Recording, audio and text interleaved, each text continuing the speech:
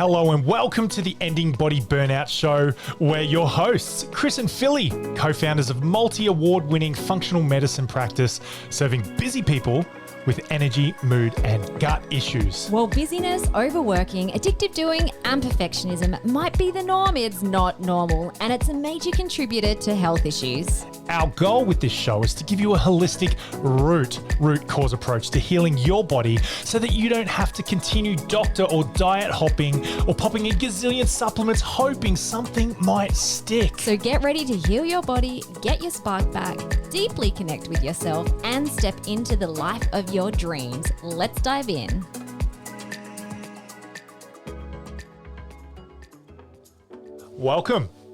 Welcome to the Ending Body Burnout Show. I am Chris Billette and I am your host. I'm here with Philippa Billette, my wife. Hello.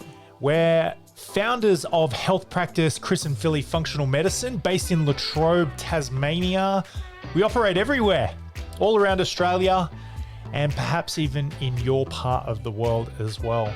We specialize in helping busy people with energy, mood, and gut issues. And today we're going to talk about Philly, your story, and your dealings and balancing the demands of work and family and your own body burnout story. Yep. Pretty cool. Pretty excited to share this with you. Let's start with first signs. Yeah. Okay. So I used to think that my body burnout started after having kids, but looking back in hindsight, there were definitely signs and signals that things weren't quite right in my nervous system. So when I was a teenager, actually even going before that as a kid, I was quite shy, anxious, wouldn't have used those terms back then, but pretty low self-confidence and constantly feeling a bit like a duck out of water. I don't know if that's the same. Anyway, went to high school. That was challenging. Duck out of water. Duck out of water. A fish out of water. High school also caused some insecurities as well. But all of a sudden, I didn't really try, but I just started getting good grades. And of course, getting all this like lovely external validation back from teachers and parents and friends. Oh, Philly, you're so smart. And then that led me to developing some pretty addictively doing patterns, high achieving, overachieving, constantly couldn't feel like I could relax or stop. I always had to do more and do more. Anyway, what ended up happening is I started developing these patterns where I was fainting, fitting, and then peeing myself. And this would usually happen when I was like physically stressed. So even when I was pulling off a Band-Aid off my leg. I remember one time in the shower, naked, when I was 16 years old or maybe 14, can't really remember. And I was pulling off a Band-Aid and I fainted in the shower, and I must have made a massive thump as I fell out of the shower and the door slammed open because my dad came running in, and I was so embarrassed as a teenager that my dad saw me naked.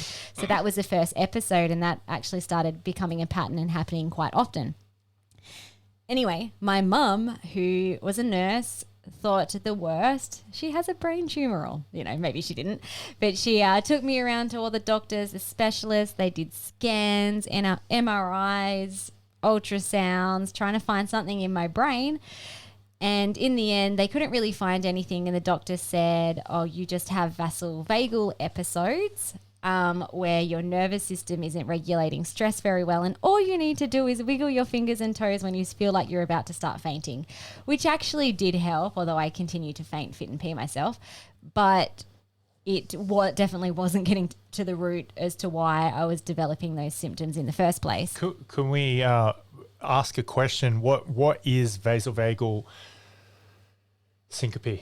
Yeah, it's to do with your nervous system and also your blood pressure. So I couldn't regulate my nervous system and my blood pressure very effectively. And so I'd kind of like drop really low, really fast when I was feeling some sort of physical stress, which then my physiological response to that was fainting. And not everyone fits and pees themselves, but that's why they ended up doing a lot of tests looking into maybe you have epilepsy or something like that as well.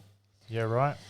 Yeah. So also, as a teenager, definitely signs of hormonal issues. So I didn't get my period until I was about 17, I think, super late. And then when I did, I only got a period every 3 to 6 months. Hormonal issues, acne, which didn't help with the self-confidence issues either. And then we later met and got married, and hormonal stuff continued. And you know what, to tell you the truth, I didn't actually care not getting a period. It was great. Like, all my friends were like, oh, I've got my period again every 3 weeks or 4 weeks. Whereas I'm like, yeah, I haven't bled for 6 months. It's great. Until we wanted to fall pregnant, hey. Yeah. Yep. So we decided to make a baby, but it didn't happen very well. And I think we were trying for about 2 years. And in the end, again, went and saw the GP, gynecologist, did a bunch of tests. I was diagnosed with PCOS, which matched quite a lot of my symptoms, and I had no idea about natural therapies back then. I remember I had a friend, I called her Crazy Susie, who I really liked, but she was always just like weird ideas around like, you can heal this stuff naturally. And I'm like, no, I don't think so. So I definitely went down the medical route. They ended up not doing IVF, but Clomid, which helped me to ovulate. We fell pregnant, then had a miscarriage, which was super sad. And then about 6 months later, fell pregnant again, and we had Poppy.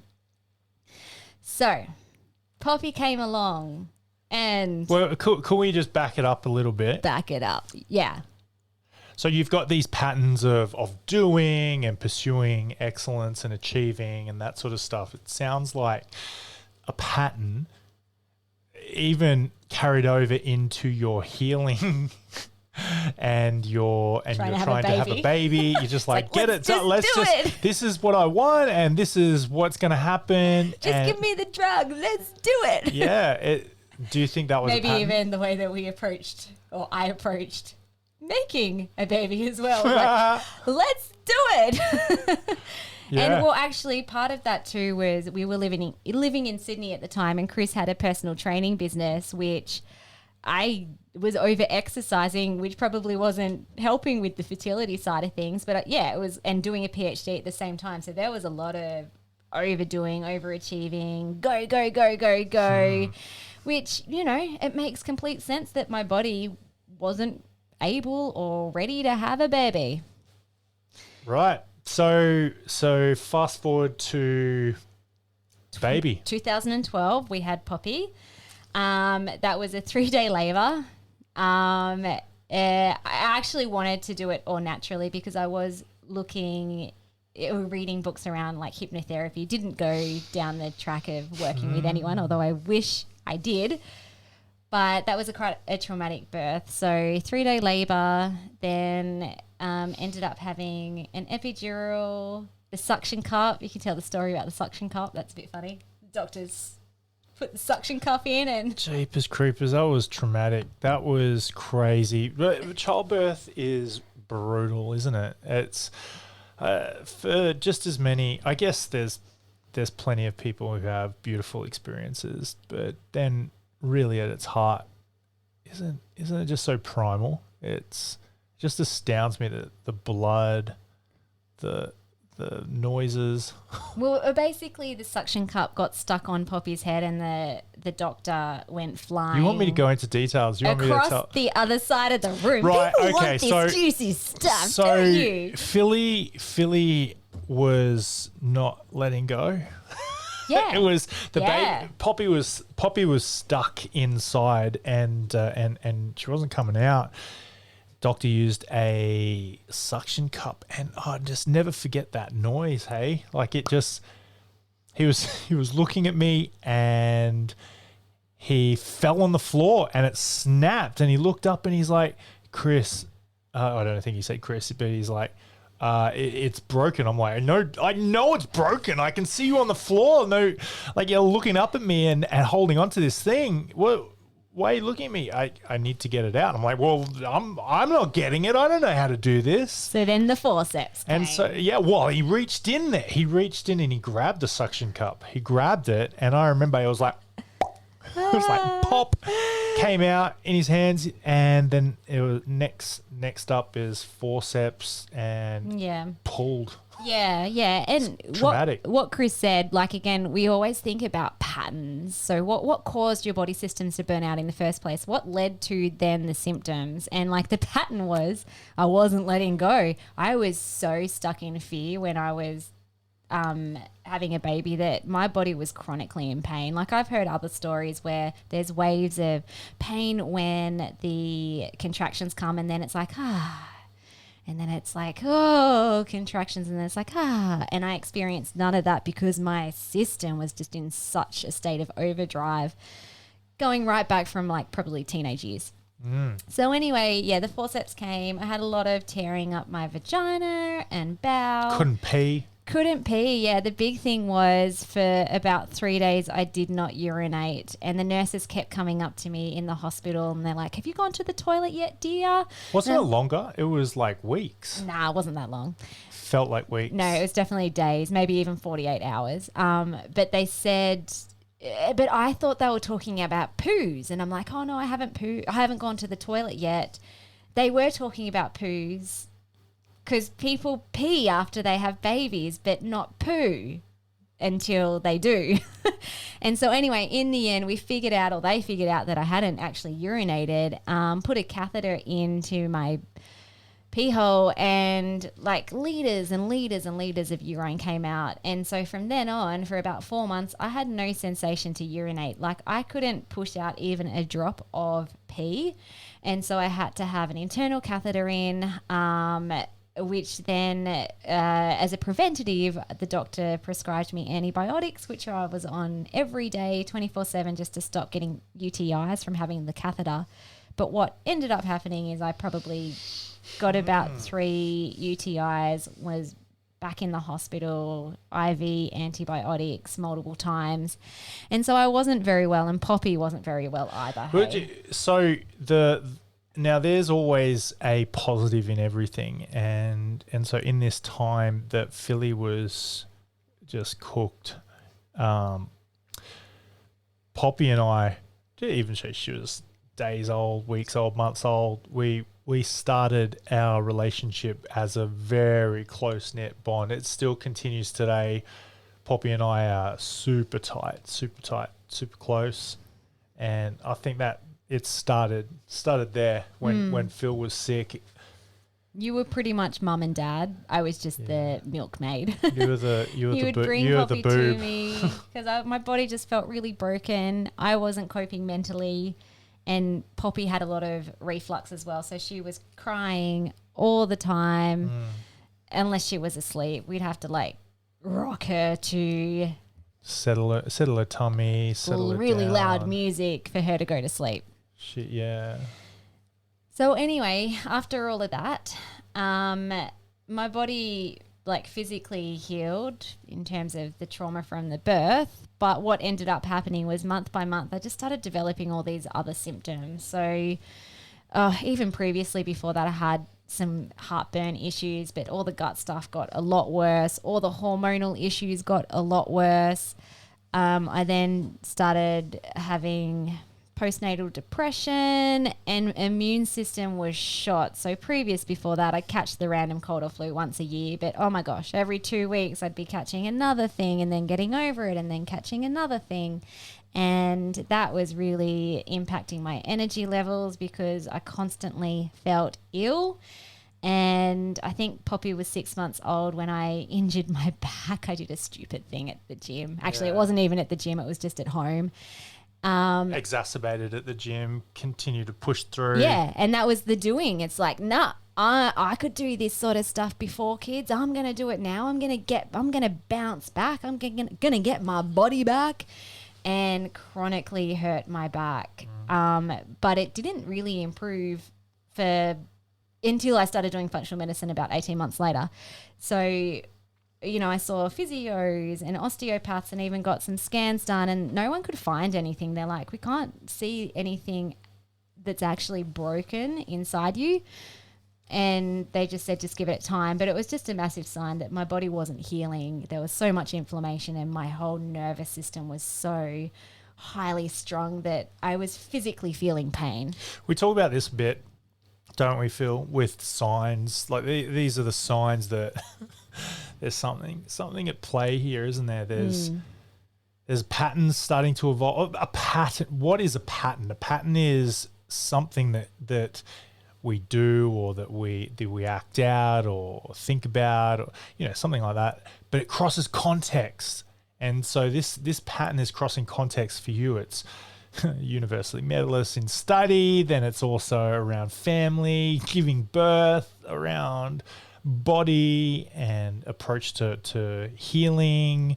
The pattern was all about doing and going and chasing and Yep. do equals have. Yeah.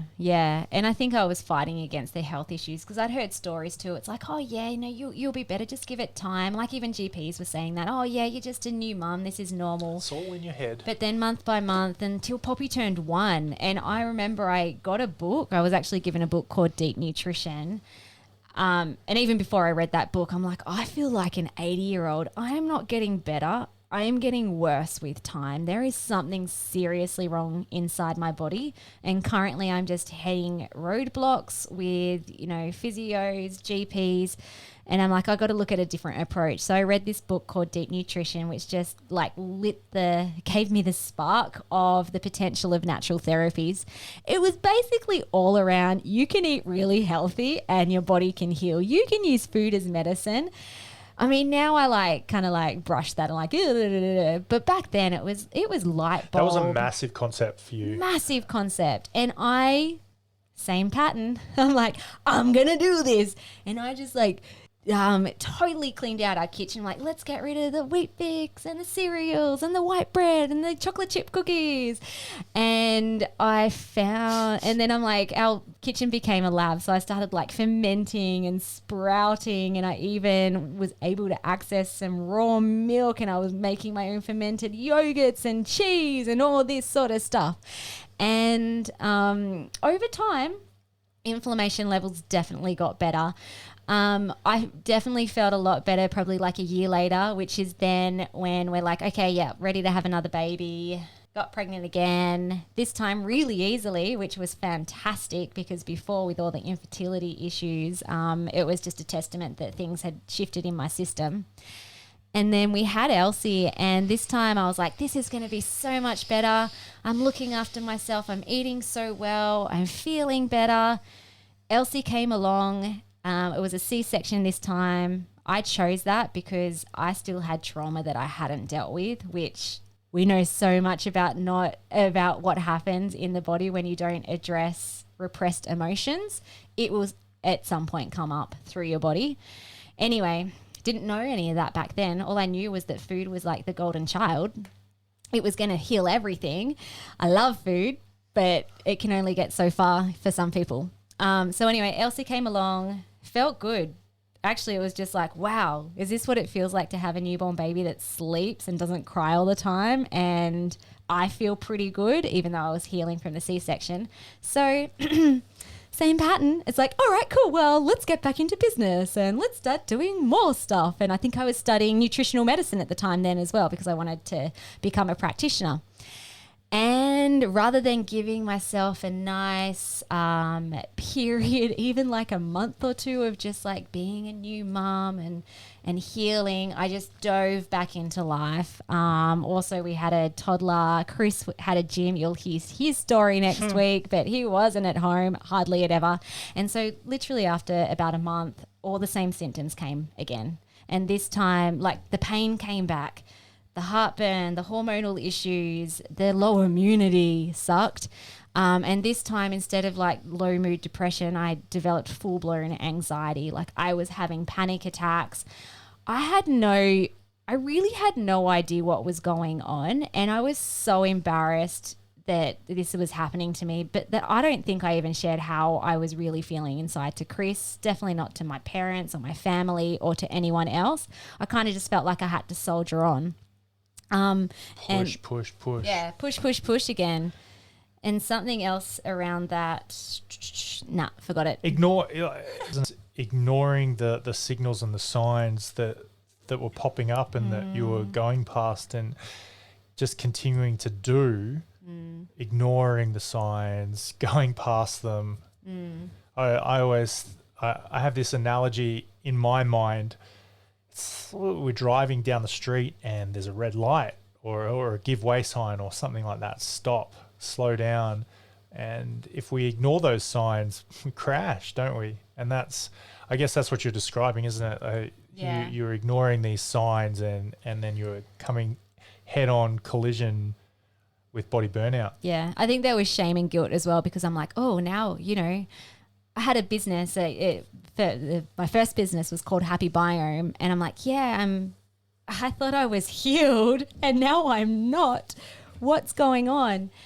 And then there was a bit of embarrassment around that, but also too the anxiety came out through anger. Like I was the dragon mum. I was screaming at my kids, my toddler and my newborn baby and husband when I shouldn't. Like there was nothing that they were doing that really should have led to that. And so I think that really scared me, and I'm like, okay, cool, well, I've got my food in check.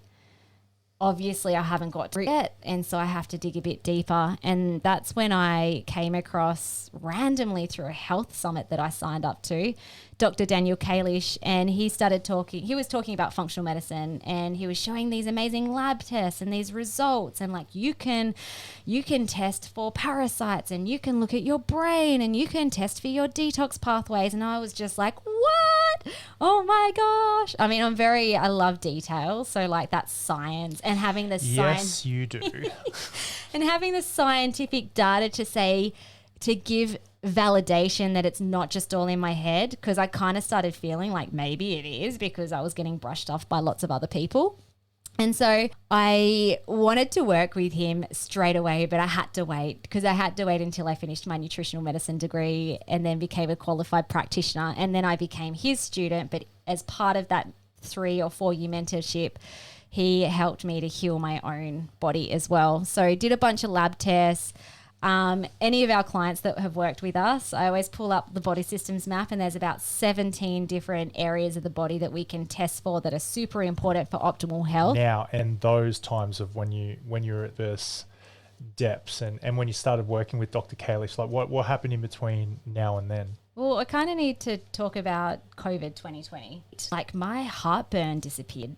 That had been happening for the 10, 15 years. I started getting a regular cycle. My back pain calmed down. So all my symptoms got so much better for about 3 or 4 years. But what I found was I still kind of felt like I had to live as if I was wrapped up in cotton wool. Like if I didn't sleep very well that night, or if I had a lot going on and there was extra stress, these little symptoms were kind of like popping their head up again. And so although I would have professed that I've healed myself with functional medicine, if I'm being truly honest, there were things still under the surface that still weren't quite right. So then COVID 2020 happened. You loved COVID, hey? It was the best. I hated it. I felt, we'll talk about me later, but I think... Yeah, let's talk about you. Okay, yeah. It's cool. We're going to share Chris's story because we have like really different ones. Next episode. Okay, so COVID 2020 happened. I bought into the fear-based everything. So we had a gym at the time, as well as I had my own kind of like, I was just practicing functional medicine and my Happy Biome, which is all around toxin-free skincare and cleaning products. But yeah, so the gym was shut down because of lockdown. The kids were at home, so I was homeschooling. There was a period where I just freaked out. I thought the world was going to end, and especially I freaked out about finances. I want to do a whole podcast on money, but I was just like, oh my gosh, how are we going to survive? And I just went into like psycho mode. And at the same time too, we really wanted to create Chris and Philly Functional Medicine was born in 2020 because it had been a goal for us for a long time to offer a holistic way of healing. Before lockdown, that was before lockdown. And lockdown gave us the space to do it. So that was a huge blessing. But for me, Chris loved it and he loved the whole experience. But for me, it was really scary as well because it's like, oh, we're going to have to do something different. We're going to have to recreate this and we're going to have to rebrand and we're going to have to do another website and we're going to have to like create this Rise Up protocol was our first program. It hit my needs for variety and but I was just like way too much change. So anyway, again, symptoms flared up again, and this time full on insomnia. Like I was having bouts of nights after night after night where I could not sleep. Heartburn came back, anxiety, female hormone issues, all the things. And I was really frustrated, but at the same time, I'm like, oh, I get it. There's been a lot of stress. It's all good, Philly. You got this. Let's run the lab tests again. I did. This time. Actually, no, there was stuff that showed up, including SIBO. And I'm like, okay, cool. But there was a bunch of stuff that was totally fine. Like, I'm like, where are the parasites? Where's the candida? Where's the H. pylori? Why is the H. pylori not back? And I've got heartburn again. So a bunch of stuff remained fine from a physical level on the lab test, but I just like clutched at any little imbalance and I'm like, yeah, I'm going to do this hardcore SIBO elemental diet, which was 2 weeks of no food, and I'm going to do this. Did all the protocols again with supplements and diets. This time, nothing changed. The heartburn was still there. I was not regulating or able to regulate my stress hormones, like my nervous system. Sleep got better, but there were still periods where it was just like full on insomnia. And so then another learning, it's like, okay, Philly, still haven't got to the root cause. It's kind of like the food thing again. I thought food had solved the problem. And so then that led me into kind of like I was pulled into this by Chris. So Chris's genius within our business, in our practice, is really diving into the deeper inner healing work. He'd done that. I hadn't. I thought I was fine because I was very good at doing things and sticking to a plan, but I hadn't investigated or uncovered any of these weird patterns that were stressing out my nervous system anyway. So I ended up doing a coaching program for 6 months with a coach, Jamin Fraser, which really got to the bottom of like my beliefs and the stories I was telling myself. And 4.5 months into that, magic moment, heartburn disappeared, anxiety disappeared. Few more months later after that, sleeping like a baby, and it's like, yes, finally my body could heal. Thank you so much for listening. We so appreciate you. If you'd like to give us extra smiles, drop us a review and spread the love by sharing this episode. You can also rate your own state of burnout and the root cause contributors by taking our Ending Body Burnout assessment on our website. And if you're interested in learning about our group or one-on-one Ending Body Burnout programs, shoot us a DM via Instagram or Facebook. Have the best day ever.